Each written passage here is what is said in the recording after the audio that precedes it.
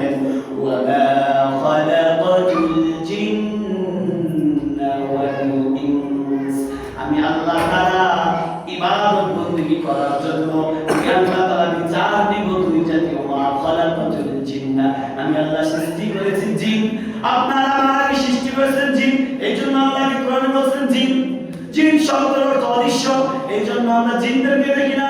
পরে পরে ওয়াল ইনস, এবং মানুষ, মানুষ মানে বিদ্যমান দেখা যায়। আল্লাহ তাআলা প্রথম জিন বানাইছেন, তারপর মানুষ বানাইছেন। এই জিন জাতি এবং মানব জাতির হিসাব হয়েছে। সুবহানাল্লাহ। এইজন্য মানুষ হতে হবে, শুধু লেবাস লাগে চললে চলবে না। আমি এক মুসলিমের বড় খতিব সাহেব, আমি বড় ওয়াইজ, আমি বড় তামতির পীর, সোনাগান্ধার পীর, চন্মনার পীর, উজানির পীর, এই পীরের লকব দিলে চলবে না। কোরআনের হাদিসের অনুযায়ী, কোরআন সাক্ষী, হাদিস সাক্ষী, কোরআন হাদিস গাটের মধ্যে যেখানে দেখবেন সব জায়গায় বলছেন ইয়া আইয়ুহাল্লাযীনা আমানু ওয়া আমিলুস সালিহাত। আল্লাহ দয়া করে ভালোবাসা বলেন ইয়া আইয়ুহাল্লাযীনা আমানু, ঈমানদারদেরকে বলতেছে আল্লাহ। ইয়া আইয়ুহান নাস বলেন নাই, হে লোক সকল বলেন নাই। যদি হে লোক সকল বলতেন কাফের, হিন্দু, খ্রিস্টান সবগুলো থাকতো, কিন্তু আমরা বলেন না না, ইয়া আইয়ুহাল্লাযীনা আমানু, হে ঈমানদাররা তোমাদেরকে বলতেছি ওয়া আমিলুস সালিহাত, নেক আমল করো, আমলে সালিহাত করো, মানুষের মতো মানুষ হও, তোমার ব্যক্তিগত জীবন সুন্দর করো, তোমার রাষ্ট্রীয় জীবন সুন্দর করো, তোমার অর্থনৈতিক জীবন সুন্দর করো, তোমার লেনদেন সুন্দর করো, তাহলে লাহুম জান্নাতিন তাজরি, আমার আল্লাহর বানানো জান্নাত তোমাদের জন্য রয়েছে। এই জন্য মানুষ হতে হবে,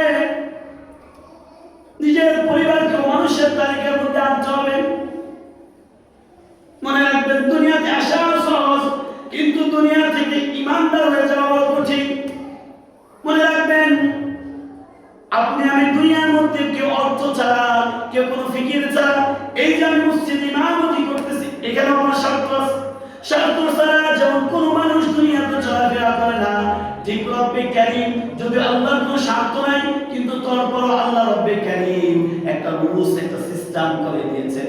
এই 60 বছর 70 বছর যা কিছু করবেন, আল্লাহ 30 নম্বর সূরাতুল জিলজার মধ্যে বলেন ফামান ইয়ামাল মিসকালা যাররাতিন খায়রান ইয়ারা ওয়া মান ইয়ামাল মিসকালা যাররাতিন শাররান ইয়ারা। দুনিয়া 60 বছর 70 বছর যা কিছু করো না কেন, পাই টু পাই আমি আল্লাহ হিসাব দিব।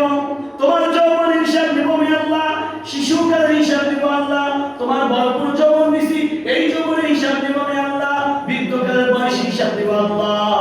তুমি কোন নেতার পিছে ঘুরছো এই হিসাব আমি আল্লাহ। ইসলাম বিরোধী কতটুকু কাজ করেছো এই হিসাব দিব আমি আল্লাহ। ইসলামের পক্ষে, কোরআনের পক্ষে, আমি আল্লাহর পক্ষে কতটুকু কাজ করেছো সেটার হিসাব দিব আমি আল্লাহ। এই জন্য নিজের জীবনকে ইসলামিক মাইন্ডে জীবন করতে হবে। নিজের ব্যবহার, নিজের চরিত্র, পারিবারিক, নিজের ছেলে মেয়ে, আত্মীয়জন সবাইকে ইসলামিক মাইন্ডে করতে হবে। তাহলে আপনার আমার জীবনটা পরকালের জীবন। কারণ পৃথিবীর কোন মানুষ মৃত্যুকে অস্বীকার করে নাই, নাকি মুসলিমও নাই, মৃত্যুকে কি করে না, অস্বীকার করে না, মৃত্যুকে কি করে না, তাহলে কবরে যাইতে হবে। এই নিয়ে এইভাবে আমাদের জীবনকে পরিচালনা করতে হবে। ব্যক্তিগত জীবন সুন্দর করতে হবে, রাষ্ট্রীয় জীবন সুন্দর করতে হবে। আপনি আপনার জীবনে যা কিছু করবেন সব কিছু কার জন্য হতে হবে। আপনার রাজনীতি কার জন্য হতে হবে, আপনার ইবাদত কার জন্য হতে হবে, দুনিয়ার জিন্দেগি কার জন্য হতে হবে।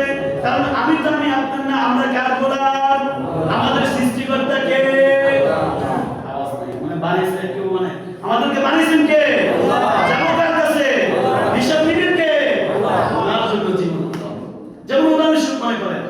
আমি যদি আমার সন্তানকে, আপনি যদি আপনার সন্তানকে ত্যায্যমুক্ত করে দেন, সে সন্তান কি ধন সম্পদ পাবে?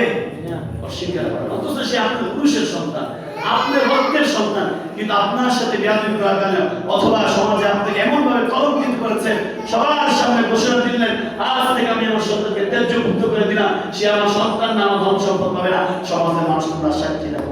দুনিয়ার মানুষের যদি এই বৈশিষ্ট্য হয়ে থাকে, তাহলে রব্বে কারীম আপনি আমাকে বানানোর পরে দুনিয়াতে 60 বছর 70 বছর দিয়েছেন, আমার জিন্দেগি কোথায় ছিল তার হিসাব কেন নেবে না? অবশ্যই নেবে, পাই টু পাই নেবে। এই জন্য আমার জীবন হবে কার জন্য? আমার রাজনীতি হবে কার জন্য? আমার ইবাদত হবে কার জন্য? আমার ঘর সুন্দর হবে কার জন্য? আল্লাহ তাআলা আমাদের সবাইকে সচ্চা ইমানদার হিসেবে কবুল করে, সবাই আমিন। খাঁটি মুসলমান হয়ে কবরে যাওয়ার তৌফিক দান করুন, সবাই আমিন।